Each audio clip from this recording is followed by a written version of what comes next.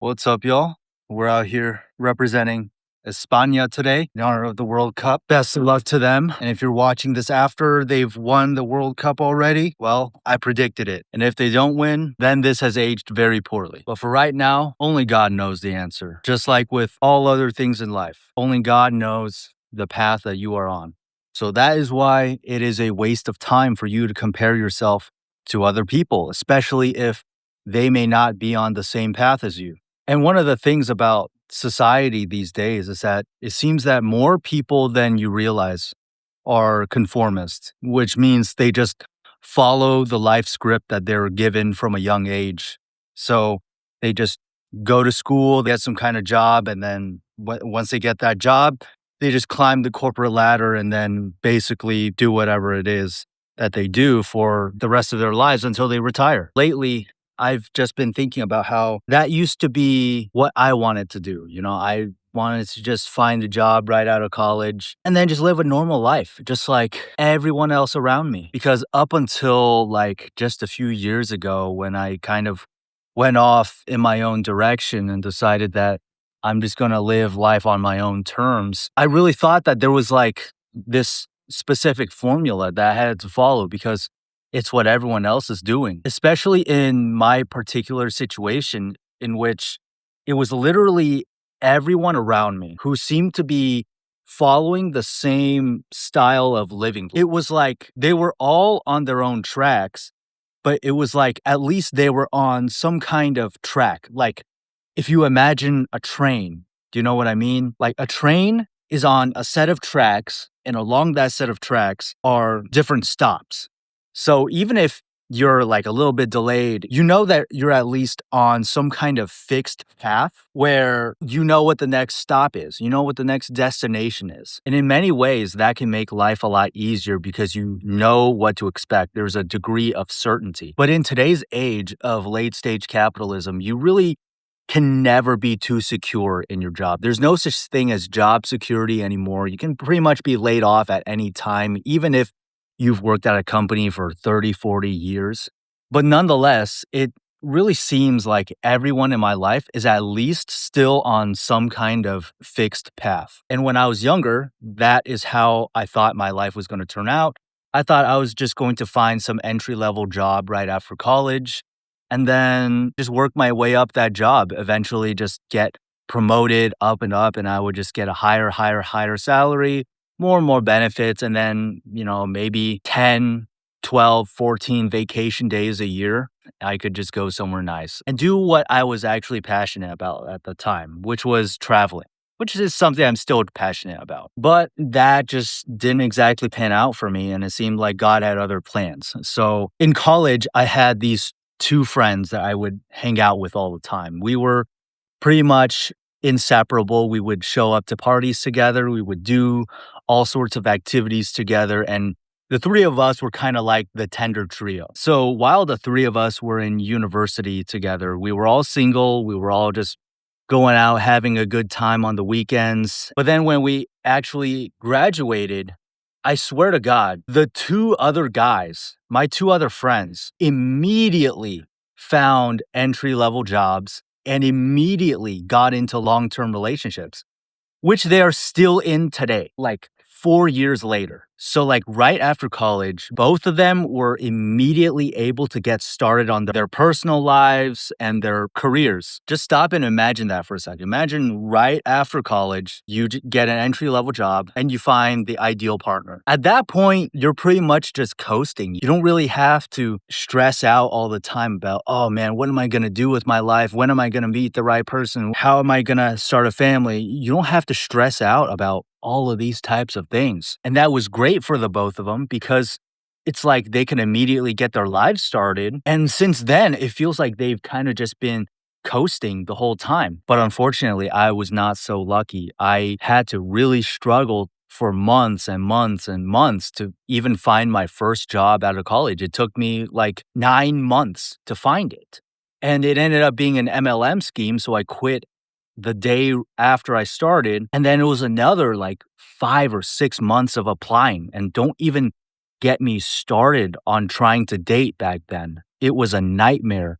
swiping through the dating apps and then just going on these empty dates. Some of them were all right, but if you've been through that experience, you know how soul-sucking it is. And throughout all of this time, I would hang out with my friends here and there, and then it seemed like they were always making some kind of progress in their lives. They were always either moving up in their companies or, their relationship was getting more serious.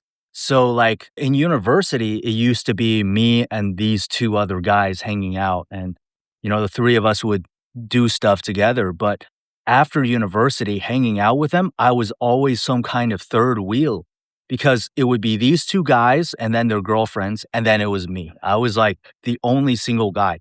And sometimes there was like another couple that we were friends with and we hung out with them a lot. And so I would be like the seventh wheel. And it felt so awkward at the time. I felt like I was so behind in life. I felt like there was something wrong with me because everyone around me was building their careers, was in a long-term relationship, and I was the only person who was like working these odd jobs that had nothing to do with my degree that I got from university. And also, I was the only one who was single and with the exception of dating around here and there on dating apps.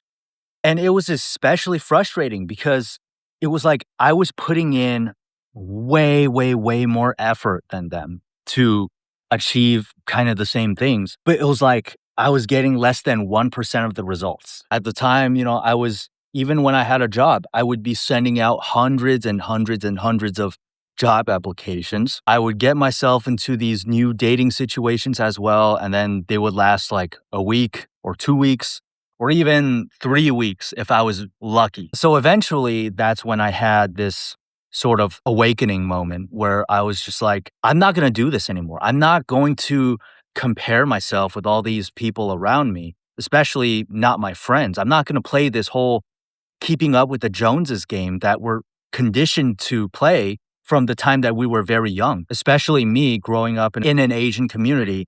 It's like you get used to being compared to other parents' kids. Like my mom was the type of mom who would always be talking to me about what one of her friends' sons was doing, like all this stuff that all her friends' kids would be achieving, and that would make me feel very inadequate in comparison to them. So it was around that time that I was questioning why I felt this need to prove my worth to people. And I really started thinking about what it was that I actually wanted. Like, what types of things I actually want to do. Like, if I had unlimited money, what would I do? And I've always thought that the answer would be to travel and see the world because in college, I randomly booked a trip to Cuba all by myself. And I actually stayed there for about 10 days. It was an absolutely crazy and incredible experience. That was something that I really liked. That was something that I felt was very genuine to me and not something that I was doing just to impress other people. But obviously, traveling is not cheap and you can't exactly do it when you have a job that you have to commute to every single day. So, my goal at the time was to build some kind of remote income so that I could stay abroad and experience the digital nomad lifestyle. And from there, I tried several online businesses. The vast majority of them failed, but some of them have seen but some others were quite successful. And so, like 2 years ago, I was able to quit the job that I was working and go abroad for like 6 months. And that was, I think, the turning point in my life where I'm just going to live my own life the way that I see fit. I'm not going to follow this baby boomer life script of working some 9 to 5 job and climbing the corporate ladder. Hell, even if I wanted to, most of that is not even possible. In fact, it's actually the safer option for me to just pursue my dreams than it is to go down that path. And so the point of this is kind of to say that things are always pointing you in some kind of direction, even the negative things that you experience, the rejections that you face, they are kind of redirecting you towards what is ultimately right for you. It's like God just knows your path and he's trying to steer you in the right direction. And look, even if you're not religious, I'm not trying to turn this into some kind of religious sermon or anything like that. Even if you're just a strictly secular person, it will be just logically more beneficial for you to think that everything is happening for your advantage, even if you can't see it yet. You just have to act as if the universe is always conspiring in your favor. Like, you know how some people have paranoia where they think everything is out to get them? Or you kind of have to have something called pronoia, which is that you just believe everything is working out. And if you just act that way, it is crazy the types of things that will just come into your life. Anyway, those are going to be my thoughts for today. Hopefully, Spain wins this thing, and I will see you guys on the next one.